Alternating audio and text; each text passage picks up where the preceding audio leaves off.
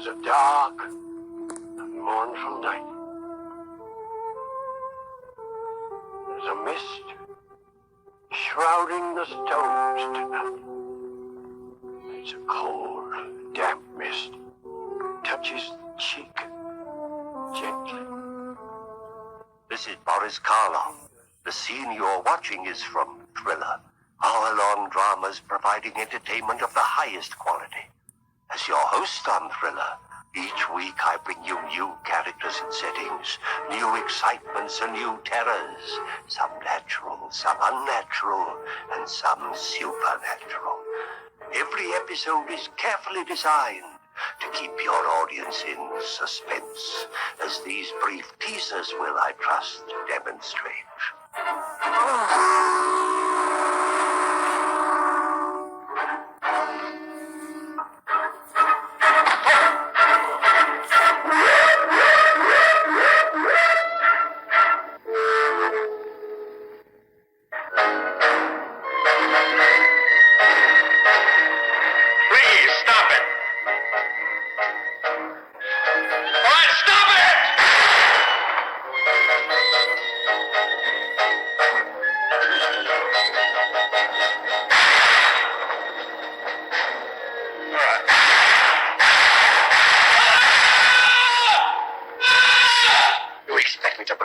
Nonsense.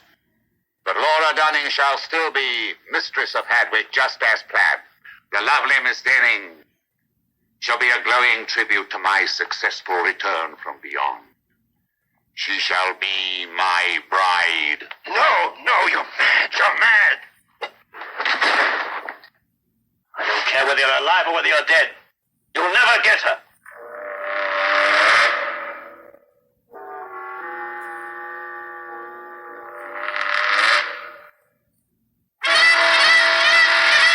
So, you want the truth about yourself, do you? Yes. Very well then. Bring the light closer.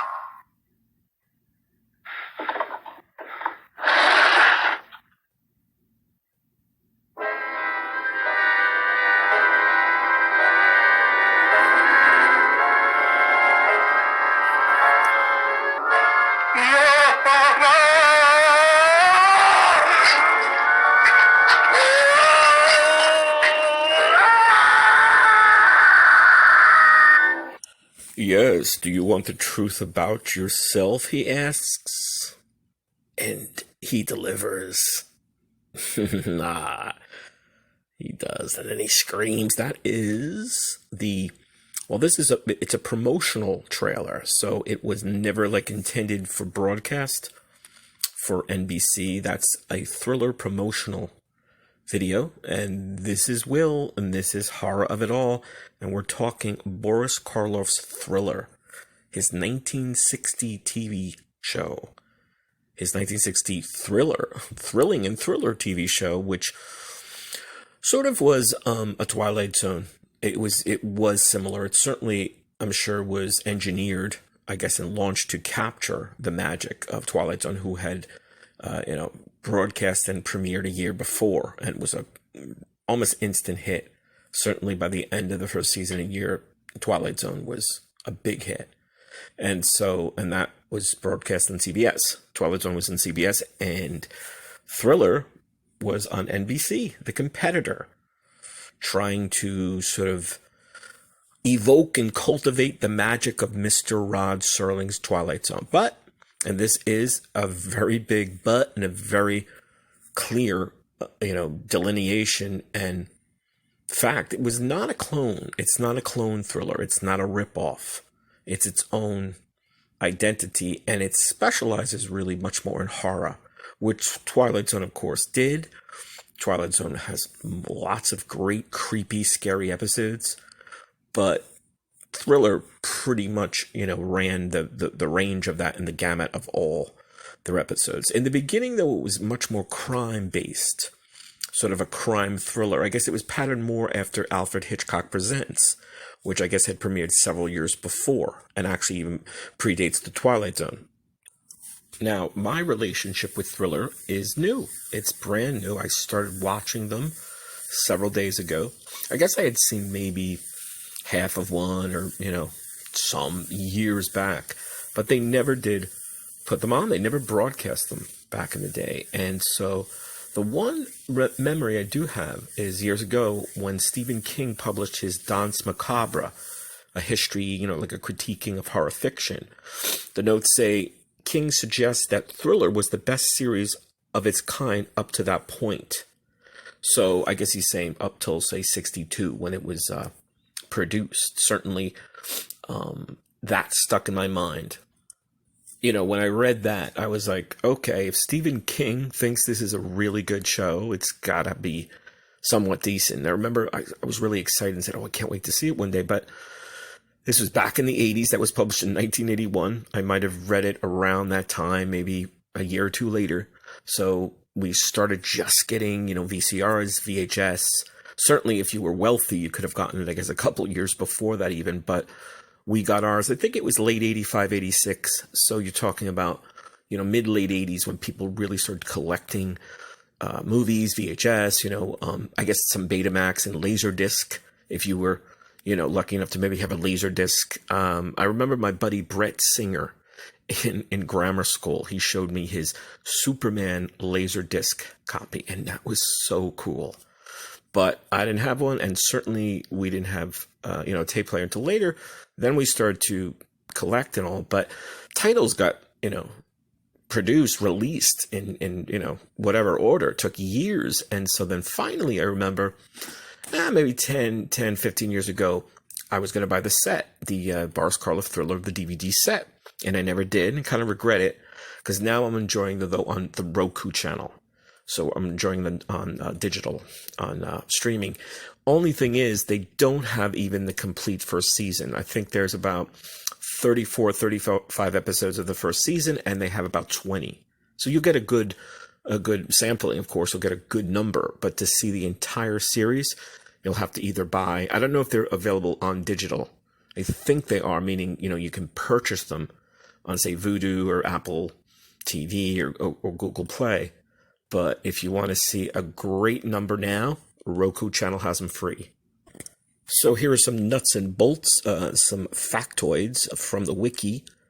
Boris Karloff Presents is the, AKA, the also known as, so Thriller, or Boris Karloff's Thriller, or Boris Karloff Presents.